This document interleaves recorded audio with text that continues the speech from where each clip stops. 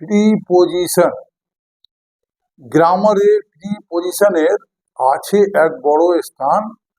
ব্যক্তি বস্তু কোথায় আছে বুঝিয়ে দেয় তার অবস্থান। প্রিপোজিশনের ব্যবহার সবারই শেখা দরকার। প্রিপোজিশন দিয়ে আসে সব সময় শূন্য স্থান। তো আজকে আমি তোমাদের অ্যাট ও ইনের পার্থক্যটা বলছি, ভালো করে শোনো, বুঝতে পারবে।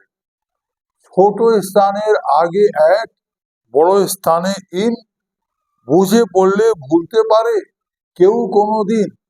তার মানে ছোট স্থান যখনই তোমরা দেখবে সেখানে অ্যাট বসাবে, আর বড় স্থানের ক্ষেত্রে ইন হবে।